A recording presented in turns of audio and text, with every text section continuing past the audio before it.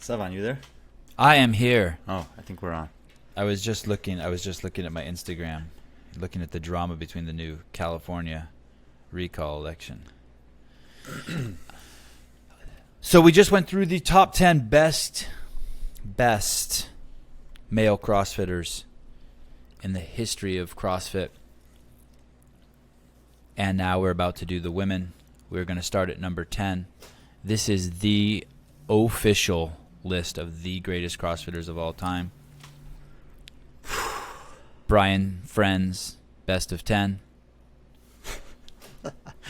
Yeah, and honestly, I'm a little bit more apprehensive about the women than the men. This is tough, but I feel confident. How many did you put a lot of time in on this, or did you just whip this out last night while you were sipping on some tequila? No tequila, but I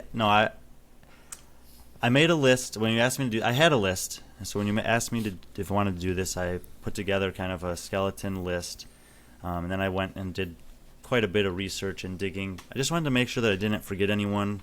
There's some people that have had a lot of years of experience at the games that just don't necessarily come to mind when you think of top 10, and so I wanted to be sure that I wasn't unjustly omitting someone from it. And then once I narrowed it down to, I really only, in the men's side, there were only 11 people I was really considering out of the top 10, and for the women, maybe 12. So I wanted to make sure I had the right 10. And then getting the order for the women, I'd say 5 through 9 was pretty tough for me to put in the correct order. But I'm happy with where they are right now. I wonder if you're going to struggle with this later. I wonder if we're going to be like a week or 2 weeks out. You're going to accidentally see some comments. Someone's going to fucking punch you in the face at the games. And yeah, you're going... It's going to be me. No, I mean, the thing is, 2 weeks from now, we're going to have a whole new set of data, right? Because 7 of the top 10 women are competing at the games this year. And I think it was, how many of the men? Maybe 6? 1, 2, 3, 4, 5. And 5 of the men are competing. So there's definitely an opportunity. We talked about on the last show how I really think that this year is critical for some of these athletes who didn't necessarily have the best performances in the last 2 years, or who had their best performances in the last 2 years and need to basically to prove to someone like me that those weren't products of the oddities of the test, but that actually their fitness is that good. Just a quick little house cleaning here. I know James Hobart is an accomplished CrossFit Games athlete, one of his many accolades, and he didn't make the top 10 on your last male list. Did James make the top 10 in the female list? James, yeah, he would have been inside the top 10 against these women, yeah. No, I wouldn't have. As he wipes a tear from his eye. I wouldn't have. I've trained and competed against some of these. It's like, no, I wouldn't have. I think you could have at least snuck into 10th. That's really nice of you to say. You can't walk back from the injury you've already given me. Okay, Brian and Ryan, let's start off. Brian, thanks for doing this. It's about time someone made the official list. You are the man. I think you've taken all the air out of the room on who knows what about CrossFit. So let's celebrate. Let's celebrate these CrossFitters, but more importantly, celebrate your giant brain. Number 10. We'll celebrate the CrossFitters. So Number 10 is a person with a relatively short games career, but a very impressive games career. In 4 years, she competed 4 out of 5 years at the games, and her finish at the games were 5th, 2nd, and 3rd. And that's an average of 3.75 placing out of 4 years at the games. She did win 4 events over those 4 years. She's maybe lesser known now in terms of a competitive athlete and more known for some of the stuff she's done in the medical and health community and setting out on her own with that podcast that she has. Her career was kind of cut short by an injury. Ruptured her Achilles during regionals in, I think, 2015. And she kind of famously did that handstand walk with the boot on to try to compete as much of the weekend as she could. So people may remember that. But when I'm just looking at her competitive history, 4 times to the games, 4 times in the top 5, I had to have her on the 10th spot, at least for now. I mean, obviously there's still people that can come up in the sport and have great long careers and bump her out, but for now she still deserves this honor. That picture is incredible. And the one part of her body that I just cannot stop staring at are those wristbands. I can't believe I don't have my wristbands on today. But that is an incredible picture. Even the CrossFit logo in yellow with the yellow wristbands and the yellow top. All she needs is maybe a sunflower, a little dandelion in her ear, or something yellow like in her hair, and that thing would be perfect. Even the weights behind her, the yellow and green. It's a great picture. I would have never thought she made the top 10. Well, that being said, I mean, it's that was one that was kind of surprising. I wasn't too familiar with her career, but when I just stacked it up against the other ones, I mean, there's some girls who maybe later on we'll look at some of the girls that just barely missed that people could make arguments for, but man, 4 times the games, 4 times in the top 5, 2 times on the podium, 4 career event wins. It's pretty impressive in a small time domain, and for now, I think that it's okay still to have her here. And she's a doctor. Can we talk about that for a second? Yeah, we used to call Julia the human weapon. Yeah, she was in residency or going to school or doing whatever you do, medical school, whatever you do to become a doctor. She was doing that while training and competing. Isn't that correct? Yeah. Yeah, next level.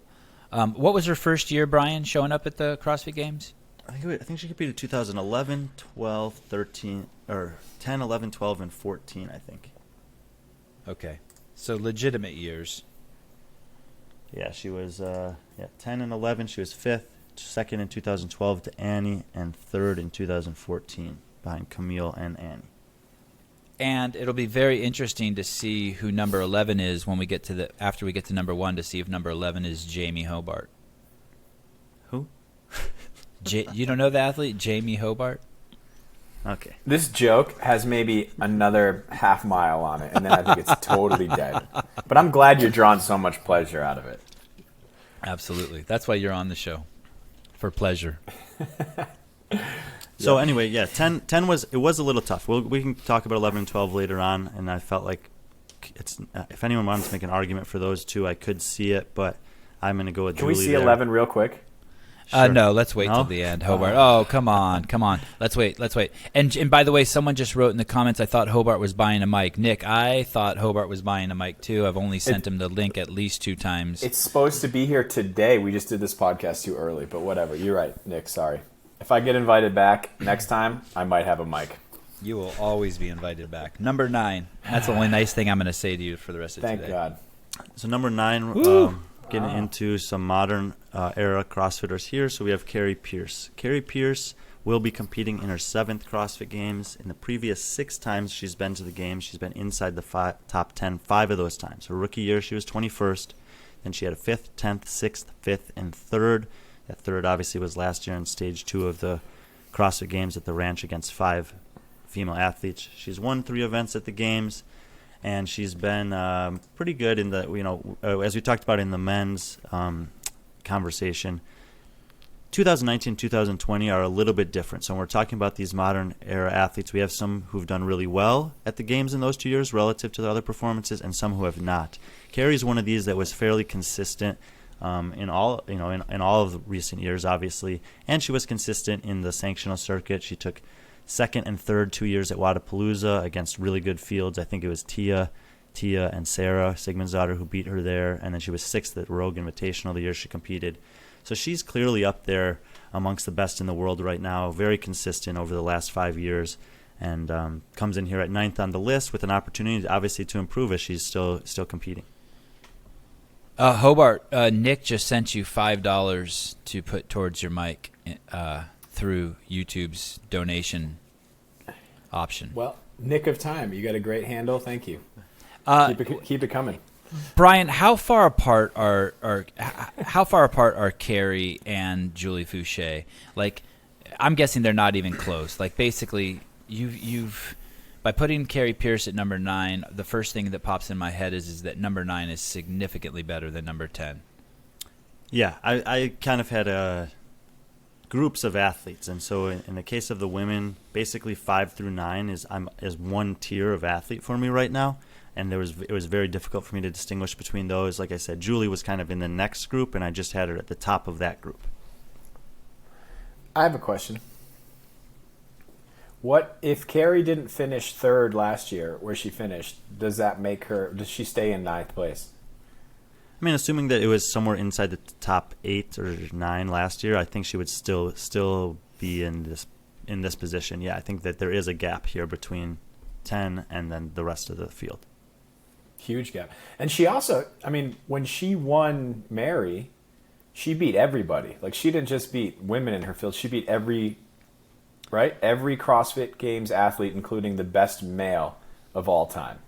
Yeah, that's true. And in the case of both Noah and Matt, what I'm about to say could be relevant, but it's like less relevant than the fact that she beat a Brent Fikowski. That's a range of motion workout. Obviously, you have to have a tremendous capacity to do that, but when you're talking about 600 plus repetitions of a workout and you're 3 or 4 inches shorter than the person you're comparing them to, or 8 or 9 inches shorter than the person you're comparing them to, I don't think that someone who's 8 inches, I mean, how much better does your capacity have to be to make up 8 inches over 600 body weight reps? Pistols, handstand push-ups, and pull-ups?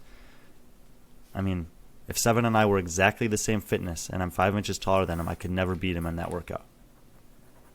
All right. I just blocked everything out Brian said. Because that was devastating. What he just I just blocked it out. It's nonsense. Yeah. Let's cut that out of this. What Carrie did, okay, never mind. What you said that Carrie did is, like, people really get your head wrapped around that. Yeah, at the games fittest with a judge. men. Yeah, go ahead, James. No, you go. Let's double team him right now. Like you were saying, at the games with a judge, she beat every single male CrossFitter in the world in that workout, and that is really a CrossFit workout. And she is a complete savage. Brian, could you say that she's the fittest American ever to grace the floor of the CrossFit Games? Let's hold on that question. Okay. Actually, this gave me an idea for another awesome top 10 list. Don't share it. Someone will steal it. I won't. Actually, you can share it because Brian already explained to me that Brian and I have this talk. Even if someone steals it, there's no one more relevant than the three of us. Yeah, I said it. Okay, I'll tell you after. Let's go. Real quick, I'm sorry to focus on 2 outfits now, but what do you think about that top she's wearing? I feel like that really puts a lot of stress on the camera's ability to process when you get things striped like that are black and white and the lines so close to each other. So athletes, just so you know, that is a difficult. You're challenging the media's technology when you wear clothes like that. That's all I got to say about that. That was great. Thank you. Yes. Number 8. Oh man. Number 8. Oh no way. Wow. Savage, man. And she's like one of the oldest competitors in the field. You're Brian. All right, Wow. just go. Do you think she's too low on the list? Yeah, but I don't know 7 through 1, so do your thing where you convince me and. Well, so actually, the decision between Holta and Pierce was razor thin for me. Their performance at the games mirror each other pretty closely in the sense that Kristen has one more. This will be her 8th year. It'll be Carrie's 7th year. Kristen has a 2nd place finish. Carrie has a 3rd place finish. Each of them, it's their only podium finish. Carrie's actually career average at the games in terms of finishing placement is 1 placement higher, 8.3 instead of 9.5. That's Kristen's. Kristen's won 5 events at the games. Carrie's won 3. Again, each of them have only made the podium in their last 2 years. They kind of bounce back and forth at the games in terms of beating each other, by the way. Kristen will beat her 1 year. Carrie will beat her another. They're very close on the podium a lot of years. But in the off-season competitions from the past 2 years, Kristen's performances are, it's really razor thin. She's got a 4th, a 1st, a 5th, a 2nd, and a 9th, opposed to Carrie's 2nd, 6th, and 3rd. Both of them are competing at pretty good competitions for the most part. So I have Kristen slightly ahead of Carrie here, but this was one of them that it was almost like a coin flip between the two of them for me. Brian, I'm going to break some really bad news to you. Hobart has jumped ship and now is lobbying people in the chat room to attack you. This is some real woke shit you're doing, Hobart, and I'm a little disappointed in you jumping ship. James, you're James Hobart the second? Yeah. I had no idea. Learn something new every day. I just think Kristen Holte's performance of getting on the podium in 2019 through a tougher field, I bumps her up to a 7. But I've worked out with her before. I just think she's a savage, and I think bumps her up to a 7. You don't know who's in 7th. Well, you're going to tell me hopefully eventually. So look, and that second place finish is phenomenal. But again, that's in a year where, a bunch of very relevant athletes missed the cut by small margins and didn't have a chance to finish the competition the way that I think they deserve to have the opportunity to. Obviously, I'm not in charge of running the games and making those choices, but I think that her finish might have been quite different that year had even 20 athletes been allowed to finish the second half of the test. Have you trained with Carrie Pierce, James? No, but I've met her a handful of times. So that was nice of you at least to reveal your bias. Yeah, 100% bias on this one. Yep, 100%. Okay, Brian, number 7. 7, again, this was a tough one for me to place, but I'm going way back here and giving credit to Kristen Clever. Wow. James doesn't like it. So Kristen's, for those that don't know, she's been to the games 5 times. The last time she competed at the games was kind of just a shell of who she was prior to that. She took 32nd, but in the 4 years that first 4 years she competed, she was first, second, fourth, and fourth. Fourth, first, second, fourth in order. She has 6 event wins at the games, which I think 1, 2, 3, 4, 5, 6 makes her 7th best all time. And I don't really have a ton to say here. If you haven't ever watched the 2010 CrossFit Games battle between her and Annie Thorisdottir, it's one of the most epic back and forths of all time. I think they won like 8 or 9 of the 11 events that year between the two of them. Kristen's a bit of an outlier, in a lot of ways on this list. She's, hasn't competed in a while. She's a bit of a smaller athlete, but she was phenomenal for the year she was there. I expect that she'll, obviously she'll just slide down the list as time goes by, but for now I still think similar to Julie Fouché, but better. She deserves some credit for now. What do you think about this idea that Kristen Clever kind of changed the sport? She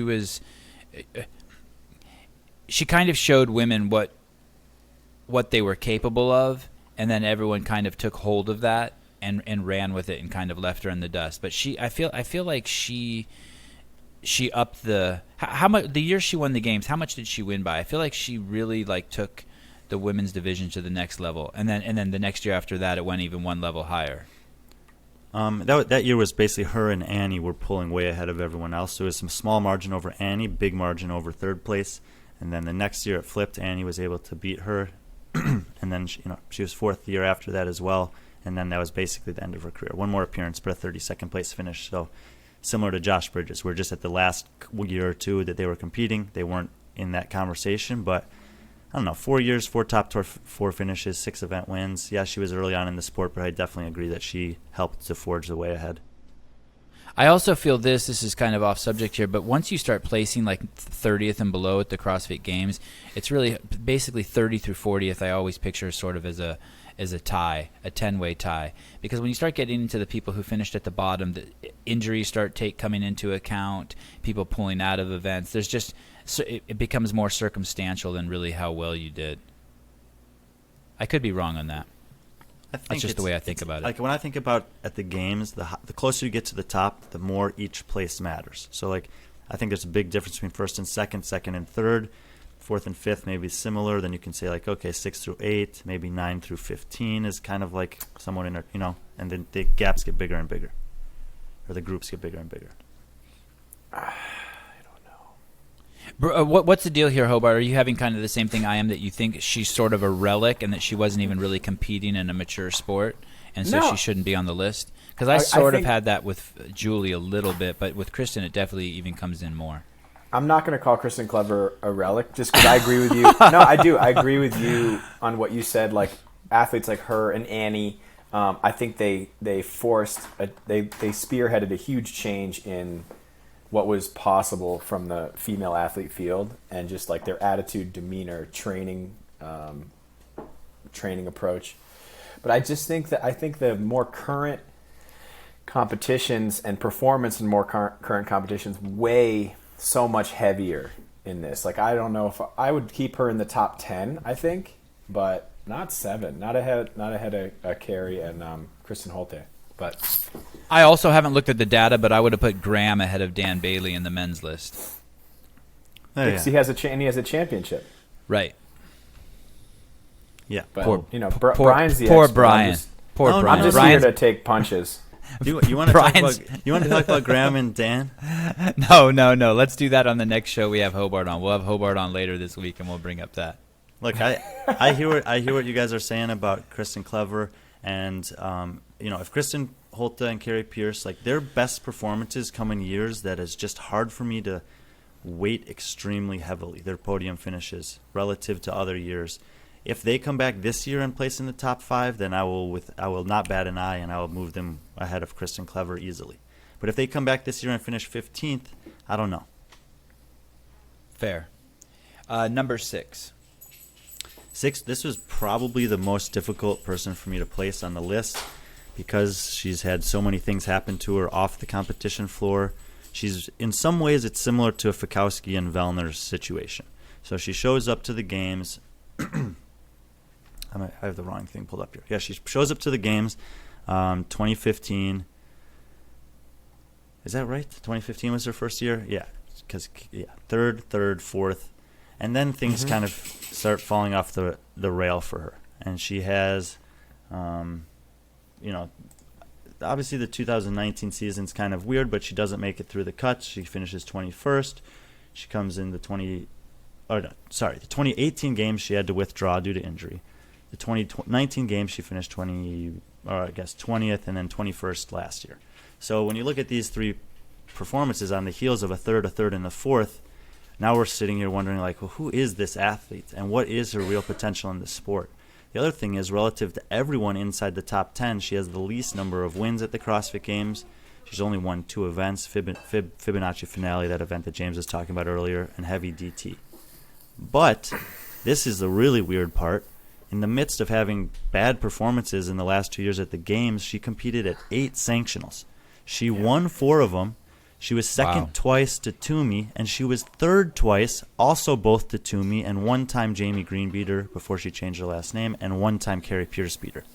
So she's almost untouchable in these off-season competitions, with the exception of Toomey, who obviously is heading shoulders ahead of everyone else, and yet she's been bad at the Games.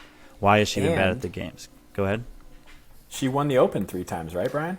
And she's a 3-time Open champion. I don't put her. I don't really consider that very relevant, but yes, she's won the Open. By the way, I disagree with Brian 100% on that. I disagree. Yeah, with Brian. Can I ask you why you don't? We're attacking him. Can I ask you why you don't consider that the Open that relevant? Because I think it's super relevant, and I just want to hear your insight there. So, I'm assuming you're going to say it's relevant because she has to beat 100,000 people to win that award. I don't know. I just don't think that the best athletes in the sport are always really investing in the Open. So, for me, my assumption is that the last 5 years or 4 years or so, Claire Toomey is just doing those workouts as one of her training pieces on that day. And Matt Fraser is doing the same. You disagree? I disagree. Yeah. And Rich Froning is just casually doing the opening and finishing 10th. And that's the point. He could invest in that and potentially do better, but he's just doing it at the end of a training day, 20 minutes after the announcement's been made, and posting a score and moving on with his training and his life.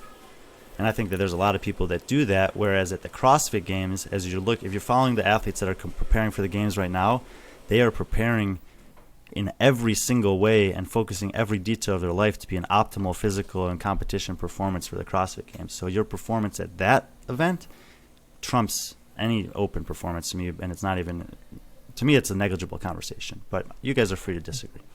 No, I just wanted to have you say it because it sounds more legitimate coming from you.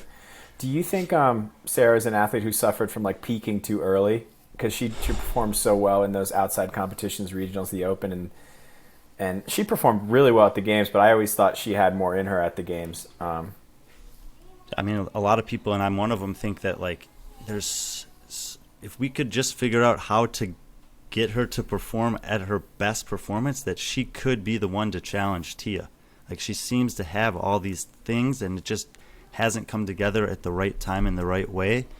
And to be fair to Tia, even if that was the case, maybe she couldn't challenge her. I don't know. But it seems like she's never been able to get everything dialed in at the right time to show us what her the true limits of her potential are. And that's why it's hard to place her on the list.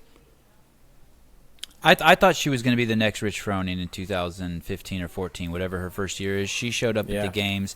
I think I even say it in the behind the scenes. She was so dominant.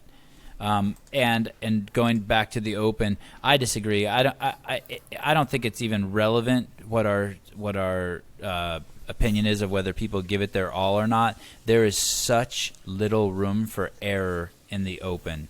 There is so little room. You take 2800th place in a workout, and you are fucked. And so I think the Open, if you win the Open, you are. I think it's me personally. I think it's tantamount to winning the games. I really, really do. No, that's complete. That's totally wrong, dude. How many times has Tia won the Open in the last 5 years? It doesn't matter. Even the fact that it matters. She's been the fittest. She has not lost a live competition in 5 years, and she's won the Open once. You can't tell me that Sarah winning the Open makes her fitter than her in any of those years. Well, you could argue it's that Tia didn't try her hardest, or you could say is that she's just not as good at the Open. She's just not as good. I could flip the argument and say that, hey, when you have 100,000 people in there, she can't stay at the top with all of those people. I think that those people are trying their hardest. I don't buy that argument. There's too much variability. You can have the option to redo the workout as many times as you want. You can be cutting reps, range of motions marginally, and they may or may not penalize you for it. There's a lot of different nuances and variables that don't exist in live competition that just it doesn't hold water for me. I'm not arguing that either. There's tennis that's on clay court, on grass court, and whatever that other third court is, and just like there's competitions with different CrossFit competitions with different variability. I still don't think it takes away from the profound statistical odds and the level of competition in the Open. I think the Open is. Matt, you shut it. Matt Souza just said Brian is on. I don't want to hear your opinion. You just get us people to be on the show. And to be fair to what you guys are saying, it's a small group of people who have won the Open. Matt and Rich have won a majority of them. For the men, Noah's won one, Dan's won one, and maybe there was one other person. Like it's really hard to win the Open. So I don't want to take that away from her. I just don't think that it's one of the things that I'm factoring in here when I'm comparing her to the other women on this list. Okay. Huh? That's cool. That's all I got. Huh. Sarah, we all agree you're good. We want to see you do better. Number 5. So, number 5, Sam Briggs. Sam Briggs is 39 years old, and she's still competing with the elite level Open individuals at the games. This will be her 9th time competing there. She was a champion in 2013. That's her only podium finish, though. So that's kind of a little bit of a knock against her when comparing her to some of the others. And obviously we're getting into this like the best of the best here. She doesn't really have any terrible performance at the games, but her 3 worst finishes are 19th, 18th, and 25th. Again, those 18th and 25th are from the last 2 years, though, and 19th is a rookie year. So in between there, and she didn't make the games every year. She had a couple years where she missed, including 2014 due to handstand walking, so she wasn't able to come back and try to defend her title that year. But her finishes were 4th, 1st, 4th, 4th, and 9th. So 5 consecutive years in the prime of her career inside the top 10, 4 of those inside the top 4. And Sam Briggs comes in 4th all-time currently with 11 event wins at the games. She's also been incredibly impressive in recent off-season competitions. Again, we of course know that she's usually competing against girls that are 5 to 15 years younger than her in these events. She won Dubai 2 years ago. She won the Australian CrossFit Sanctional. She was 3rd at Dubai the second year she competed there. She was 5th at Filthy 150, and she was 12th at the Rogue Online event. So phenomenal in every sense. She's been around forever. She's got incredible proficiency to win events. She has great performances at the games. She has a championship under her belt. And I said that it was like she was still in this group with Sarah and Kristen and Carrie that I was kind of debating between, but I still feel like Sam deserves this spot in the top 5. I really like Sam Briggs, and I don't know if this is what the exact word is for this, but in 2014 or 15, whatever year you said that was, that she didn't make the games, I would call that one of the most,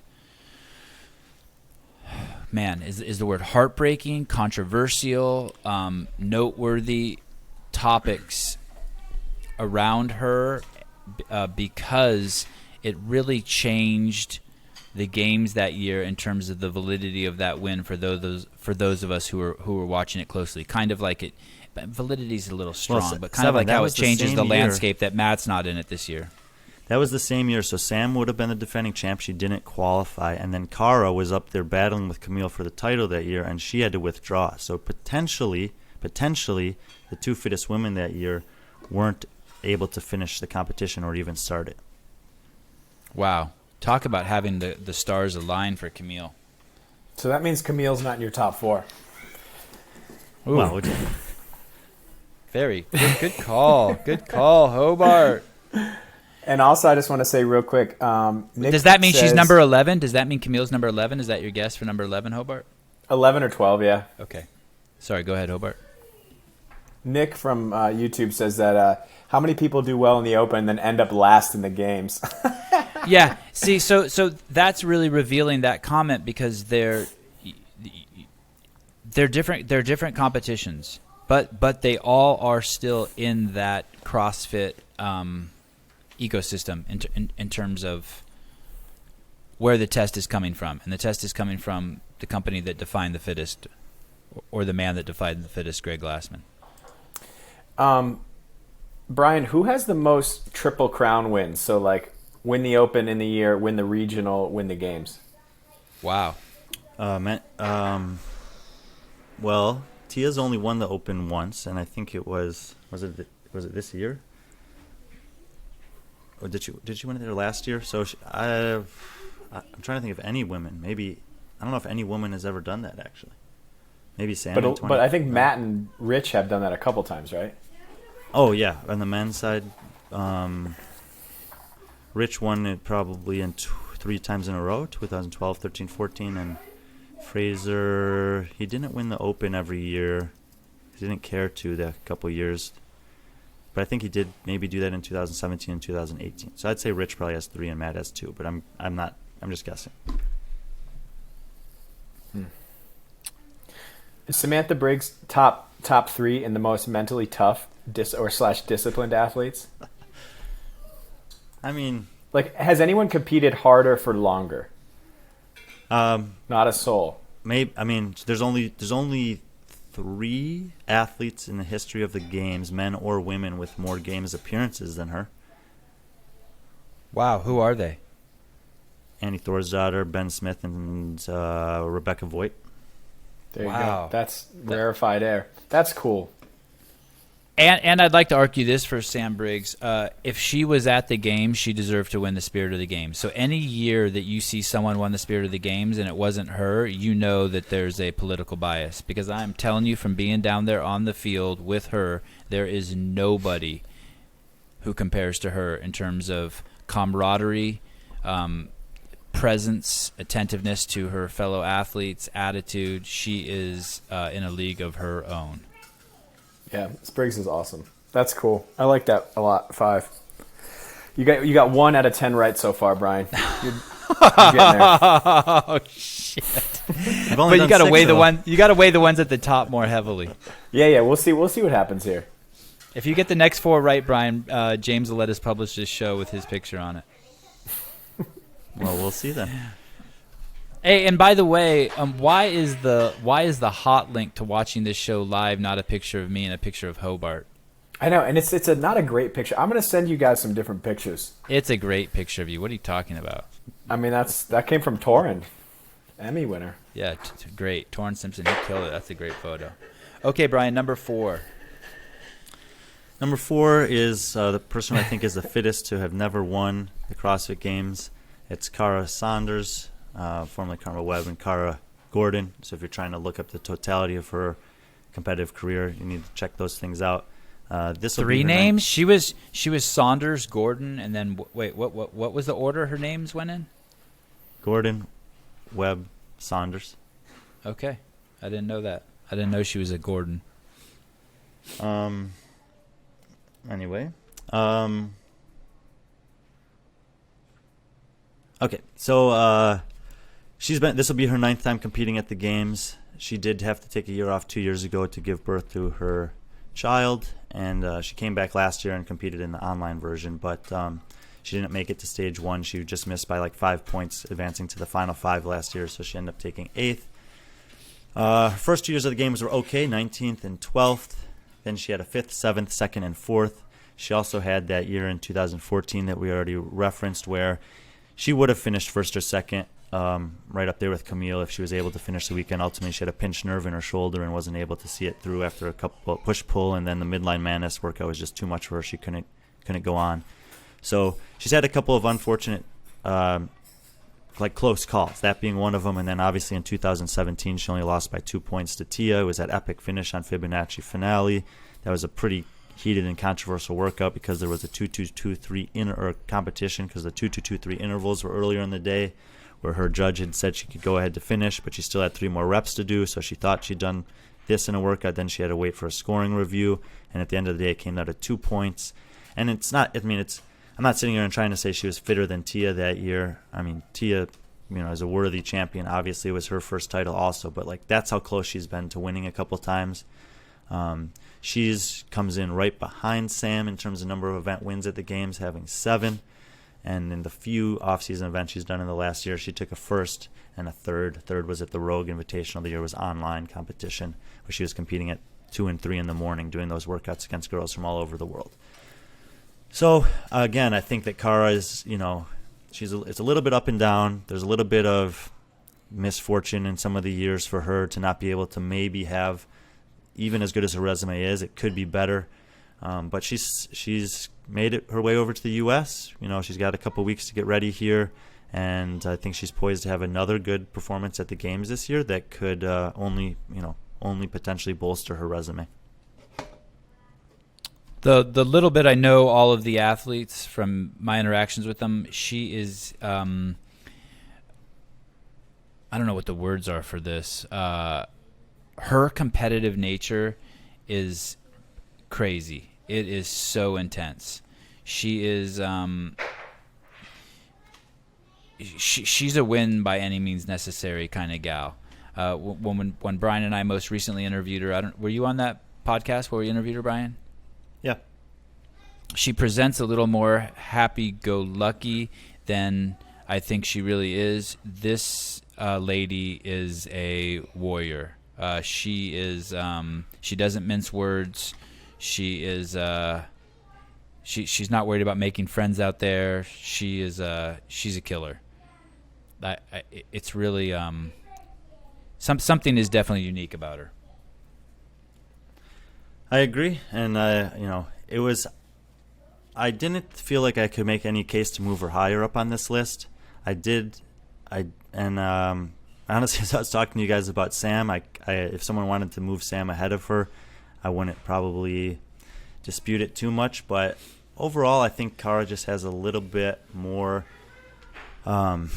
potential, across the full scope of the test. I know Sam has more event wins in her, but I feel like Sam's more of that up and down performance, whereas Cara has a capability to win events, but there's really few events over the history of her career where she's done poorly relative to the competition field, and she's challenged in more recent years, Tia in ways that few have, and that holds some merit for me. She also crossed the finish line unconscious one year, and that deserves a standing ovation for sure. That was insane. I think that was in Murph, right? Murph. That was Murph in 2015. Yeah. Okay. Do you respect that, Hobart? Oh, Hobart's muted. That's my perfect. No wonder we haven't heard him talking. Oh, I like this placing a lot.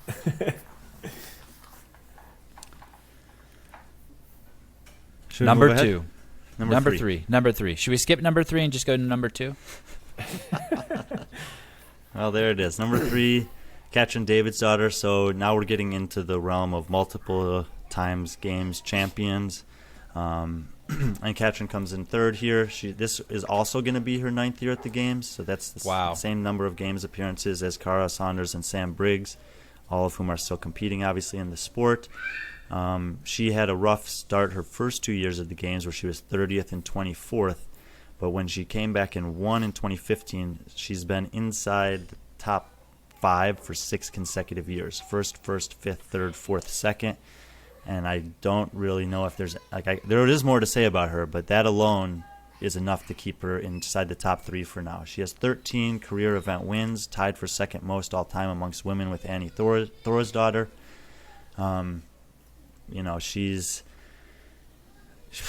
She's really good. She's really consistent, and she's done it against some of the best competition in recent years.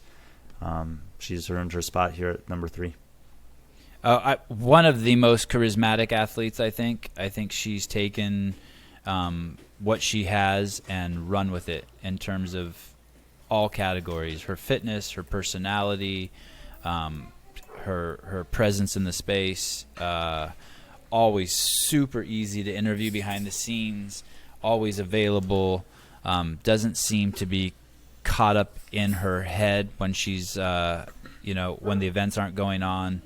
And she's taken a leadership position amongst the girls.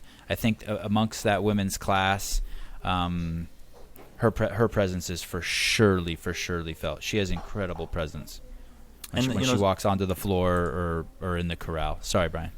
No. Unlike a couple of the other girls that are still competing in the space, but despite the changes in the season the last 2 years, she's continued to find ways to get into the top. And if you look at that 2019 season in particular, she's a great example of this thing that I've been talking about, because she barely snuck into the top 10. I think she was either 9th or 10th, and Annie was like 5 points behind her but missed the cut. And so Annie did not get to continue in the competition, and Katrin did. Katrin rose all the way up to 4th place over the course of the weekend. And that's what I'm saying, is we could have expected people like Annie Thorisdottir, who just barely missed the cut, or a Brook Wells, or a Laura Horvath, or a Pat Vellner, or a Cole Sager to make similar moves on that weekend, but they didn't have the chance. And if not for 30-ring muscle-ups being in the final event, she might have even been able to overtake Jamie Green and get on the podium that year. So her case study from 2019, her barely getting in the top 10 and then rising all the way up to 4th, is exactly the reason why I think that this year we're going to have a much better reflection of where these athletes. I said there's 7 women still competing this year who are in the top 10, and 5 guys. I think we'll watch as the weekend unfolds, the games coming up, athletes continue to move up the leaderboard and ultimately settle into spots that are most reflective of their relative fitness. Has Katrin ever beat Tia at the games? Well, yeah. In 2015 and 2016, Katrin won the games, and Tia was second. Yeah, that's incredible as a feat, but it also gives Katrin something that probably the other women don't have. In her mind, Tia is still beatable because she's done it twice. Sure, and if you look at those 2 years specifically, one of the things Katrin's well known for is her ability to fight. And in both years, it wasn't a runaway victory. 2015 was incredibly close between her, Sarah, and Tia coming down the stretch, and she just was able to pull it out given the context of the rules that year. And in 2016, we had one of the maybe the best exchange of blows that we've ever had, especially in the women's field. In the morning on Sunday, they had 3 back-to-back workouts: the handstand walk, the plow pull, the sled pull, whatever it was, and then the sprint. And I think it was Katrin took the lead, Tia took the lead, Katrin took it back to her, and then we went to the tennis stadium for the finale, and Katrin was just barely able to fend her off. But again, Katrin beat her on the rope chipper, and then Tia beat her on the final event, and it wasn't sure how it was going to settle. And they were just, like I said, exchanging blows all day long, and ultimately she had pulled ahead of her by just enough to win. And that's what Katrin's known for, is fighting till the end. And she's 6 top 5s in a row in this day and age. It's hard to look beyond that. And Brian, will you explain that, what the smart strategic move that Katrin did that year by there wasn't a cap on the event? Will you explain what happened there? 2015 was the first year we saw the pegboard, and then Pedal to the Metal 1, a lot of the women were unable to climb the pegboard. And so once that event finished, there were 12 girls that had at least done one pegboard, and everyone else in the field tied for 13th, which earned them, I think it was either 54 or 56 points. and Katrin was one of the girls who was unable to do the pegboard. Tia was able to do it, so she got more points than that, obviously.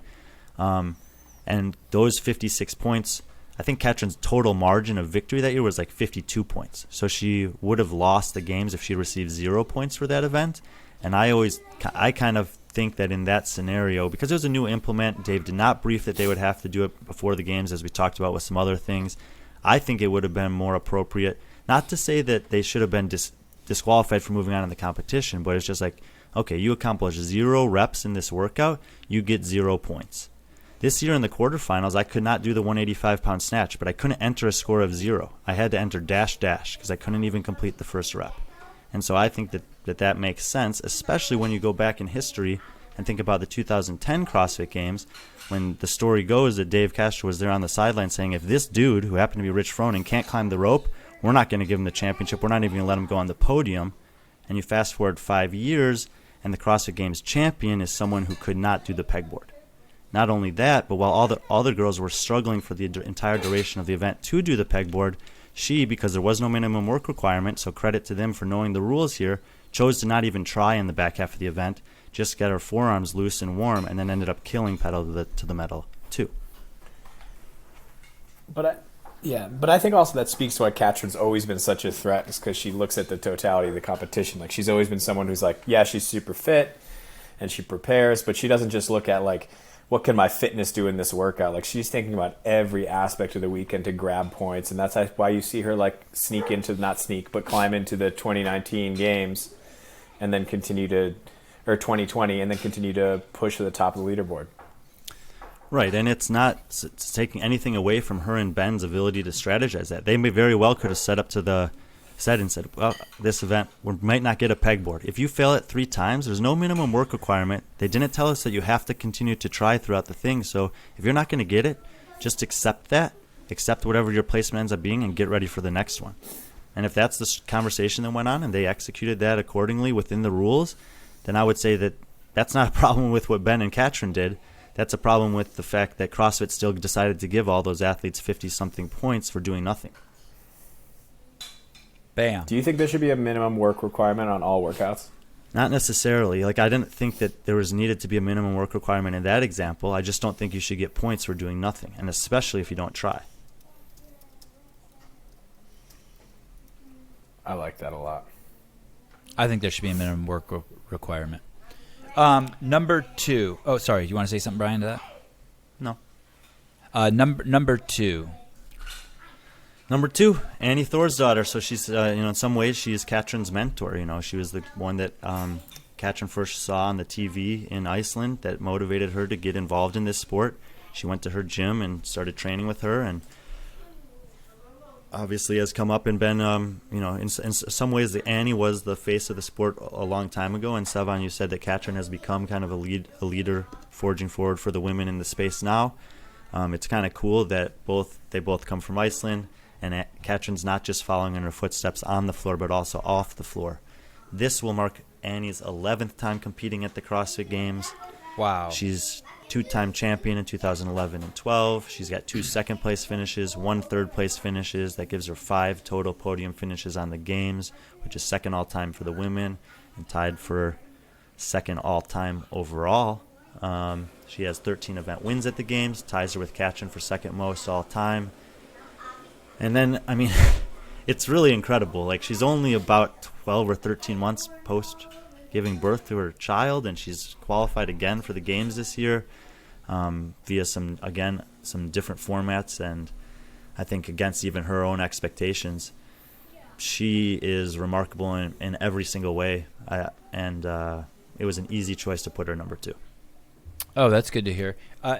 You mentioned it. She just had a baby, and then she's back at the Games. And same thing with Cara Saunders. We didn't mention that. And for anyone who's had a baby, we mentioned it. Oh, we did. Okay. For anyone who hasn't had a baby, like the 3 of us, we can only imagine how hard that is. But that is a very noteworthy. Also, when Annie came onto the scene in 2009. 2009, yeah. She was at the CrossFit Ranch, and along with Miko Salo and herself, they were probably the first 2 this is a little bit maybe of a gross exaggeration, but I'll go with it. Her and Miko were probably the first two superstars of the sport. They both had incredible aura. They both the fans loved them. Miko continued to maintain that fandom and that appreciation from the community, although didn't have the success Annie had in the games. But Annie took off like a rocket ship, and she sort of embodied everything that there is about CrossFit before it was known for the CrossFit Games, meaning she showed up there, she did the unknowable, and she struggled in front of the crowd even to get one muscle up in 2009, and the crowd got behind her, and it wasn't necessarily just her abilities that made her a superstar, but her inabilities, and to take her lumps with humility. So she is a remarkable and unique character of the likes we'll never ever see in the sport ever again. Just because people won't show up and be, I don't think anyone will ever show up and be as exposed as she is in front of the crowd. And the community did a wonderful job and embraced that. Nowadays, if you show up exposed at the games, all the pundits jump on you and they're like, "Wow, shit! I can't believe they can't do muscle ups." Where back then, they got behind you. Not only were her and Miko so likable back then, but they were the first real prominent international athletes in the sport, and even to this day, Europe has continued to excel in the way that other non-North American countries have not. I mean, just on the women's side alone, half of the top 10 that we have here are from Europe, and 3 of them are from Iceland, and Annie gets a lot of credit for that. And on top of that, she comes from a nation, I think the country of Iceland only has 300,000 people. It probably has more CrossFit gyms per capita than anywhere. There's probably no second place anywhere even close. And she brought this great lifestyle methodology to her country and probably single-handedly changed her country's health on top of Greg Glassman's methodology more so than any one person has done to a country. And, of course, that's relative to the fact that they only have 300,000 people and they're all related. And, you know, there was one year that she had to withdraw from the CrossFit Games, but other than that, 13th or better 10 times or 9 times. I mean, it's pretty impressive over a span where the games has continued to grow and evolve and the fields have gotten stronger and deeper. She's continued to be relevant. Just an incredible career. I'm disappointed that neither of you cracked a smile when I said in a country where everyone's related. That really sucks that fell on deaf ears. Yeah, I wasn't going to give you that, man. Thank you. Okay, Brian, number 1. Number 1, not just the fittest female ever, but making a very strong case for the fittest, human of all time. Claire Toomey. She came onto the scene as very, very unknown. Maybe some people in Australia knew her when she first showed up in 2015, and she, narrowly won the games that year. If not for maybe a scoring decision by the administering company, she would have won the games that year. But her career might have unfolded quite differently had that happened. She came back in 2016, and there's it's well documented, especially in the documentary from that year, the CrossFit Games documentary, that mentally she wasn't sure if her result in 2015 was really indicative of what she could do in this space, and she was still questioning if she'd belonged in the conversation with some of those women. She seemed to overcome that hurdle in the off-season that year. She showed up to 2017, and I think it was perfect for her because she had to go against Cara Webb, who was the forerunner in Australia as like the standard and gold bearer and athlete to beat there. They'd had traded some blows at the regional level, but doing it at the games was a different story, and the fact that it ended up being Cara that was pushing her right to the edge in that competition, and the fact that she won it so closely, now she's got a second, a first. And from this point forward, it is basically as dominating as anything can be. Not only has she won the games, 2018, 2019, 2020, she's competed in 5 sanctionals. She's won them all, and her margins of victory continue to get bigger and bigger. I told you that Katrin and Annie are tied for the second most career event wins for women with 13. Yes, she had 13 Tia had 13 event wins alone last season at the games, and now she has 24 total. So she's continuing to just put herself ahead of everyone in every statistical category. And like you mentioned a while ago, Sevan, that is mentally very intimidating for the rest of the athletes too. How much pressure is on her? We always talk about how much pressure she puts on everyone else. Is this pressure that's put on her like Like, can she maintain this? I mean, it kind of sucks to go somewhere and everyone know you're going to win, right? Because then all you have to do, the only place you have to go is down, and then maybe people aren't even as impressed by your victory. Yeah, I mean, in the build up to the games this year, obviously it's very fun on the men's side because Fraser's retired, so we can talk about all these different guys who have a unique opportunity to win the games.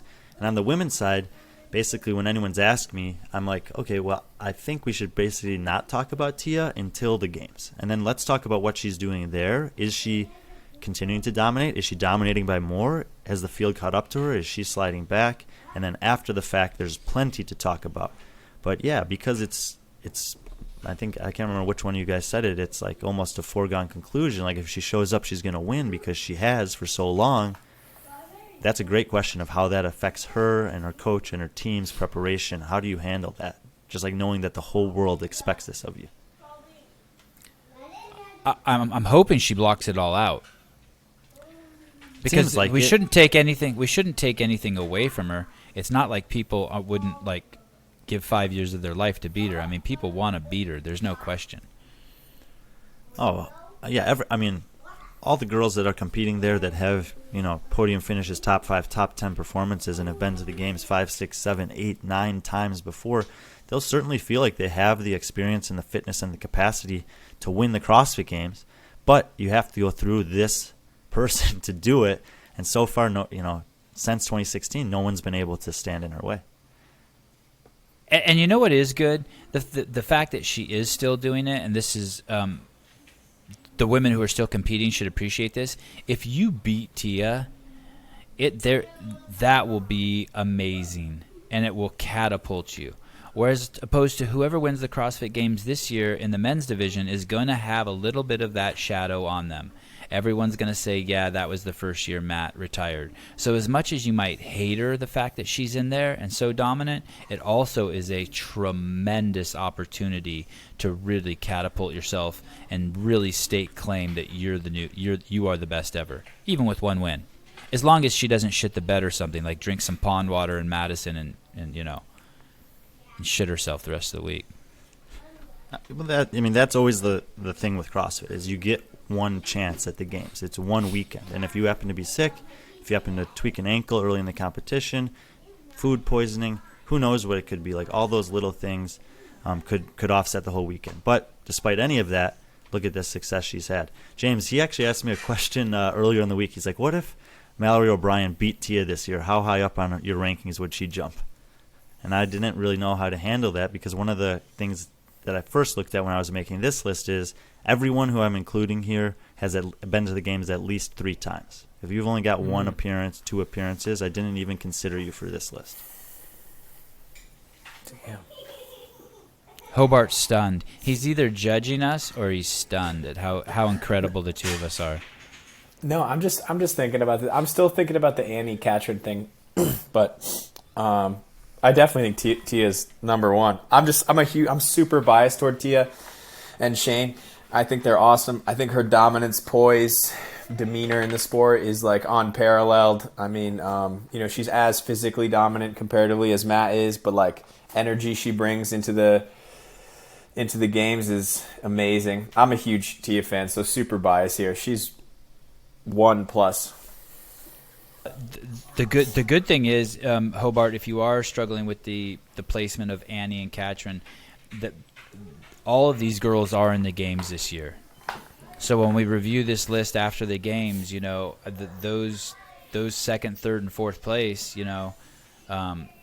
Annie, Katrin, Cara, there could be some movement there.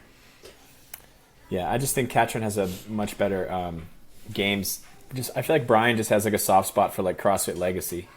But I think just Katrin's overall finishes at the games edge her out into that. And she's beat Tia twice, which Annie hasn't done. Edge her into that second place spot. But no, I mean, if you look at the average finishes at the games over Annie's career, which is 10, well, I don't count the year that she withdrew from the games. But for the 9 times she finished the competition, her average finish at the games is 5.5.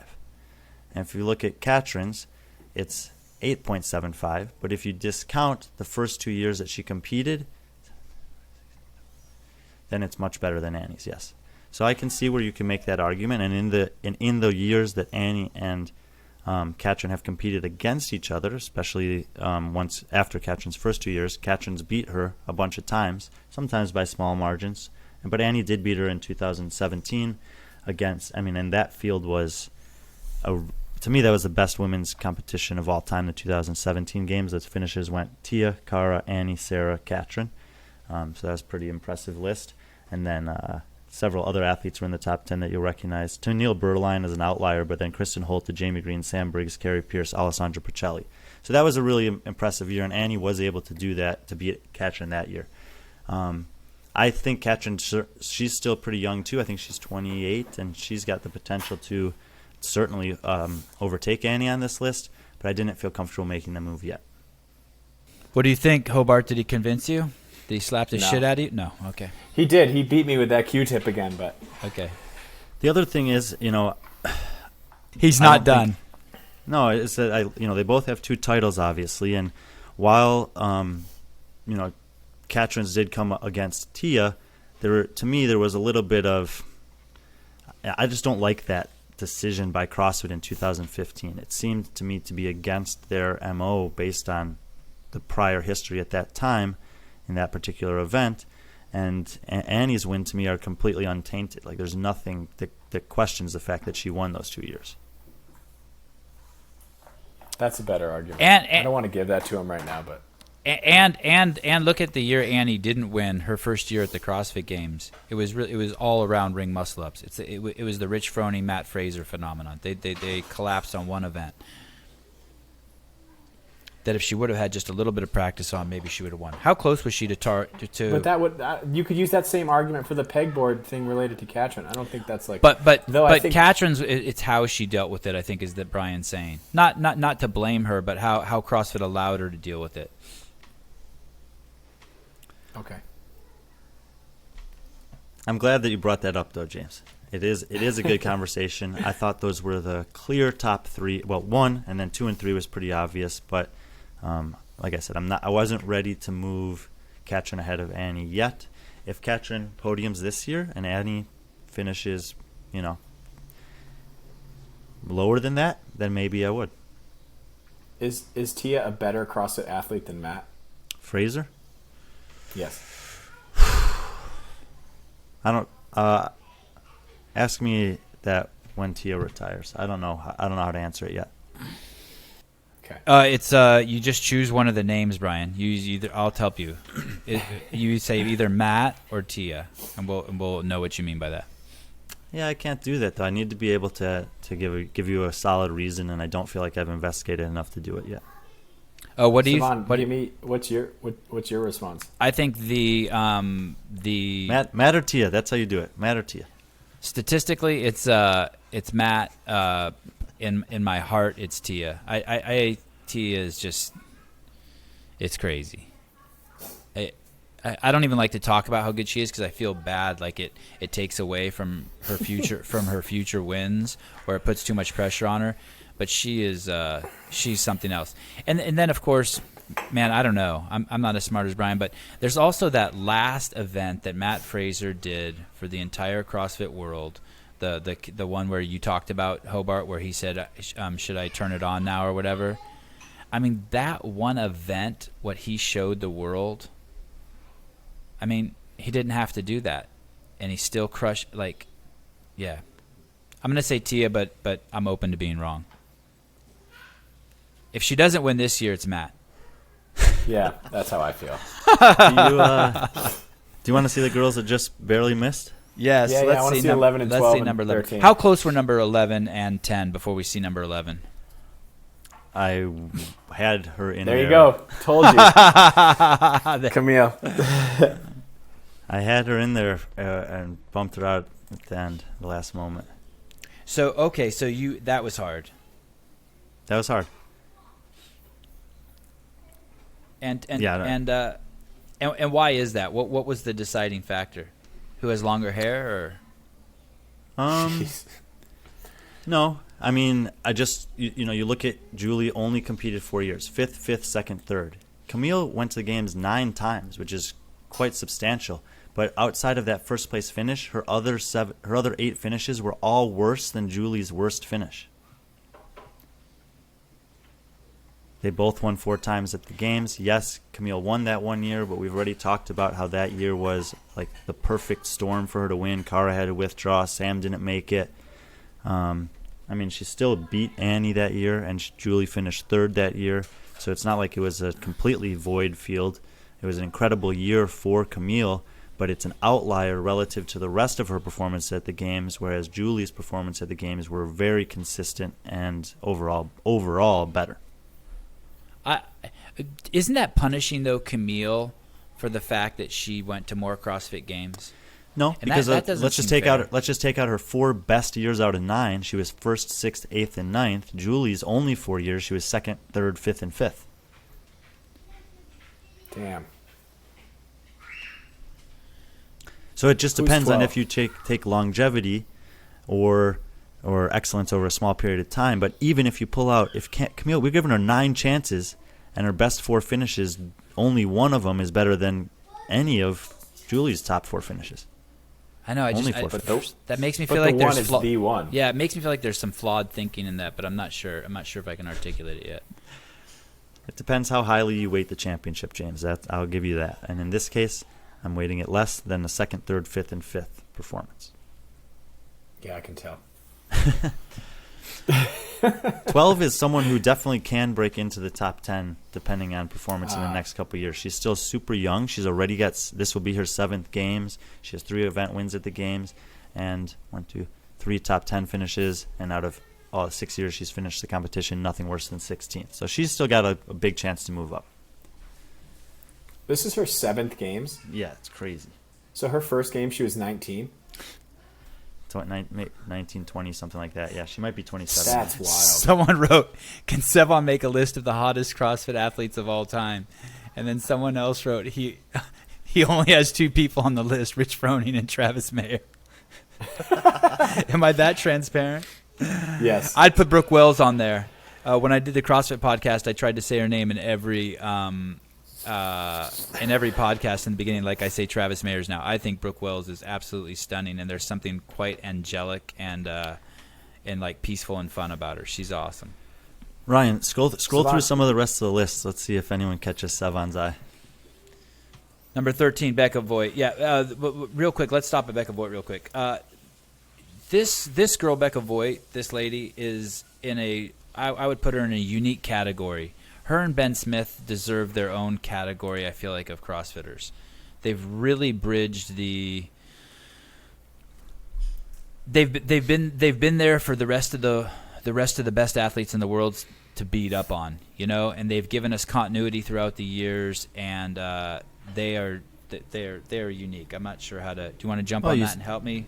Help me at all? No, Hobart? you say that, and it's great. And the thing is, Becca's still competing. She has 10 individual appearances, but she has a couple Masters appearances too. But Annie's got 11 individual games appearances, which is actually more than Becca. And Katrin Davidsdottir, Cara Saunders, Sam Briggs, all are going to make their 9th appearance. Camille's has 9. So there's a bunch of girls that actually have a lot of experience here. And even if you go further down the list, there's girls like Alessandra Percelli and Stacy Tovar who've been to the games 8 times each. There are a lot of girls with a lot of games appearances to their name. Was Becca the first? Well, thanks for fucking up my story. Let's go on to 14. No, was Becca the first person to be in 10 games though? I think she was the first. It was her, Spiel, right? No, Spiel didn't make 10. It was either her or Ben. Okay. Anyway, I respect the shit out of Becca Voight. Number 14. Well, yeah, we don't have to pause and talk about all of them here. I just thought you might like to see some of them because there's a few throwbacks for you on the list. Some girls that are obviously still competing. Here's an old school one for you. Yeah, one of the. I was wondering where she was in the list because yeah, that's good. Oh, let's stop at Laura Horvath for a second. Can she do something at the games this year that brings her into the top 10? Brian? Yeah, I mean, if she took second again this year, I'd have to give pause for that for sure. she's only got 3 games appearances. She was second in her rookie year in 2018. Then she was 15th and 24th in the last 2 years, which were kind of, like we've said, some different strange years. So I don't know. Maybe. But definitely she's still super young. I would expect her, if she wants to continue to compete at 5 to 8 more CrossFit games and really, really make a case to move up this list. Okay. Michelle Latondra, Lindsey Valenzuela.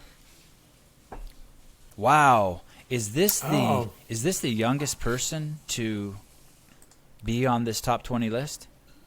Yeah, and by youngest, I don't mean youngest in age, but youngest to the scene, newest to the scene. Yeah, but we'll see. I almost didn't include her at all because she hasn't technically met the minimum requirement of games yet, but I didn't want to forget about it when I looked at it afterwards. All right. 6th and 4th so far in 2 years at the games, and she's only 20 years old. Alessandra Pacelli, number 21. China Cho, number 22. Haley Adams, how quickly, what is the lowest she could place this year for her to rocket up toward the top 10? I think another top 5 finish. Yeah, okay. I feel like she jumps the most spots by the end of this year. Yeah, China she's Cho, incredible, man. Amanda Barnhart, number 23. Now we're gonna get into some old Wow, schools for Sevan. Michelle Kinney, holy cow, yeah. Yeah, she was a freak of nature. She was pretty awesome. I think she's still an affiliate owner too. Christy Phillips, Christy Adkins. How many games did she go to, Brian? Do you know off the top of your head? 7. Yeah, that's incredible. And another old school athlete, Elizabeth Akinwale. How many games did she go to? 5 games, 6 event wins. Very, very impressive number of event wins at the games. Wow. And very, very, very stoic during competition week. Very, very, very stoic. Okay, go on. Stacy Tovar, number 27. 8 games appearances. Margot, 6 games appearances. Wow. What happened to Tennille? I thought she was this was a bona fide athlete. I'd throw in the category as Carolyn Privo. She was something special. Is she still around? She actually qualified for semifinals this year and chose not to compete. I didn't reach out to her to ask why, but the 3 years she went to the game, she was 11th, 6th, and 12th, and won one event there. She was poised to be very good, but I think she had a kid, and then I just don't know if it's her focus anymore. Gotcha. Wow. Wow. Wow. Did she beat Annie? Go to Carrie Kepler, number 30. Did she beat Annie? Is that who won the games? She was 3rd in 2009. Okay, 3rd in 2009. Incredible. Tunnicliffe, Anna Tobias, 31, 32. Caroline Reason-Thibault. Oh, wow, Brian. I am surprised. This is one of your favorite athletes, right? Well, I don't know why you say that, but, the whole point of showing the rest of the list is just to see how many good athletes there are. And it's difficult to distinguish between some of these, but it's notable how many of them have good careers and good resumes. And again, it just gives value to the top 10 even more so, to say how many impressive athletes they have to be better than to get up there. I say she's one of your favorite because when her name came up, I don't remember what region she was in, but I just remember you being emphatic about how good she is and how impressed you were by her, and you thought we should get her on the podcast and talk to her, that there's incredible potential in this athlete. Yeah, I think she's poised. She finished 8th in 2019, but it was like a soft 8 because of the way that 2019 season was, and her other games finishes are 22nd, 16th, and 20th. I think she'll have a breakout year this year. Bethenny Schadburn, can she break the top 10 with a yeah, does she what does she have all-time to do to break the top top 10? Yeah. She needs 3 more years of top 10 finishes at the games at least. Wow. I think, Bethenny, if you're listening, I think if you beat Tia this year, you make the top 10. Number 34. Do we have a 34 and 35? Emily Bridgers. Yep. Man, crazy to see her that low on the list. She's insane. Thuri Helga Doder. What a great list, Brian. Thanks for doing this. This is awesome. Well, you're welcome. It was a good idea, and it was fun to do. I think it's a living list. We'll have to obviously make some amendments to it in the next couple of weeks, even. But thank goodness. I understand some of the. Like I said, I felt like the women was more difficult inside the top 10 than the men. I'm happy with it for now, but I fully expect to make some changes based on this year's games. Cameron, I don't know where Michelle Latondra was. She was in the top 35. I'm going to guess 23 or 33. I can't remember, but I did see her on there. James Hobart, I'd like to speak to you directly right here. There's going to be a lot of people on the internet talking shit about Brian after this for a little while, and it'd be nice if you didn't contribute to that. But you have this look on your face that you're already jumping on Reddit to smash them, and so. Oh heck no! It'd be cool. Brian, I got your back, man. I could, I don't think there's anybody out. You're the preeminent CrossFit statistician / know-it-all. So when it comes to the games, I got your back, man. And usually know-it-all has negative context, Brian, but in this case, I think I heard it used in positive. Well, I mean, look, I understand that it's there. No matter how objective I try to be, there's still some subjectivity that creeps in. I try to do my best to be as objective or not, and I think it's one of the reasons I also like showing the list is that people can see that there's a lot of athletes from the early days or the first half of the sport at this point that still deserve to be recognized and acknowledged for the great accomplishments they have. As the sport ages, those people will, descend further and further into the rankings and into the history books. But for now, I still think what they were able to do early on holds a lot of value and is a high accomplishment. So I wanted to make sure to include them in the list where I think that they deserve to be. Thank you guys for listening to this. Thank you guys for tuning in. We know that Brian's having it's not his fault. For some reason, he's having some audio issues. We will make a clean version of this. If you want to check it out again, we'll upload a clean version where Brian's audio is perfect. And then soon we'll be posting on the internet somewhere. I think we're going to launch the SevanPodcast.com, and on there will be Brian's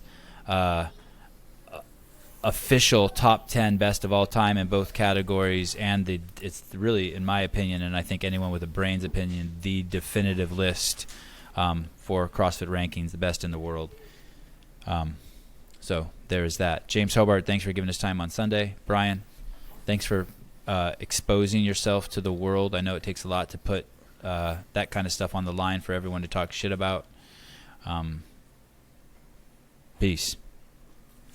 Oh, we have 2 great podcasts coming up, by the way, in the next couple days. We have we're gonna have Jason Hopper and is it Taylor Self or Tyler Self? Taylor Self on a show coming up this week. We have Patrick Vellner coming up. We have Brandon Luckett, and I'm trying to think if there's anyone else.